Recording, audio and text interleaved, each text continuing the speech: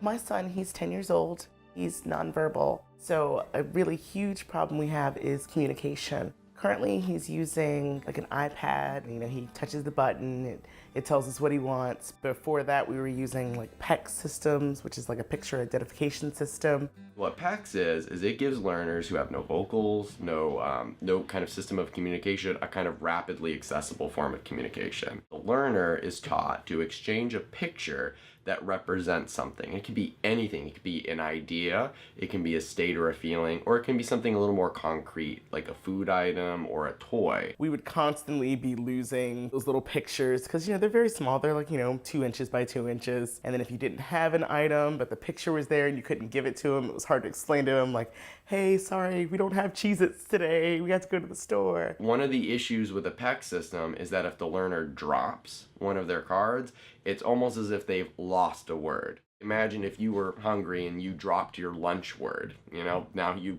can't ask for lunch, which is a very frustrating experience. What's so nice about Proloquo is that they offer learners the ability to do the same thing that they would do with PEX, but on a tablet with a touchscreen. Luckily, I applied for a grant for an iPad and we got it. So that was something we didn't have to pay for, but usually with any kind of device like that, it usually runs you $500 to $1,000. And then on top of it, the program that he used, the application, I did pay for it. That was $300. It was pretty hard to hit that, buy button on iTunes. Not only is there a small set of people who can provide that service, but the audience is a relatively captive market. So what there is out there is all there's going to be. So with that in mind, we can think of things like Proloquo and their few competitors as being not necessarily a good thing. While it's wonderful that we have these things, more diversity would be good for the consumer. And that would help provide our kids with more tools that they could use and more competition in the marketplace to have a variety of ever-developing solutions for the problems that are faced in this community.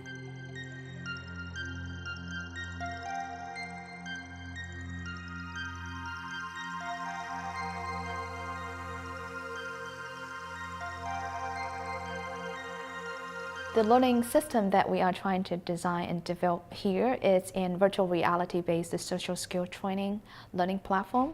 We call them virtual reality because it's an open-ended virtual world that we can use to enable the social role play and also the digital making for children with high-function autism. But what we found is through all those collaborative gameplay, role play, and collaborative making activities, they've become much more confident. They really understand what the social scenario of social problem is like and how they can handle it using different ways. That's the major part. The second major part is what I call as learning by making. So we're trying to create this digital world or virtual world as a digital making space that you can, for example, design your fantasy, your beautiful school, or maybe in mountain motel to kind of develop their social skill through digital making and collaborative making.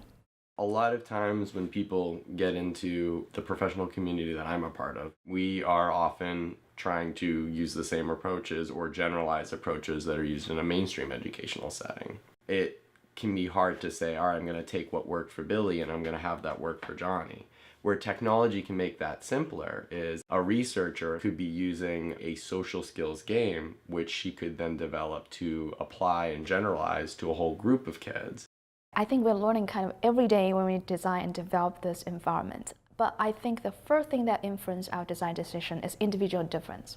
Customization in making this learning activity and environment to be adaptive dynamically based on different people's understanding and needs is I think the biggest design challenge and also the most important design consideration for us. Learning doesn't need to be just sit down in classroom, work for 45 minutes or 1 hour, and then get outside the classroom and go to another class. It's not always like that. Learning can be any kind of the moment that you can tap into when you feel you need to.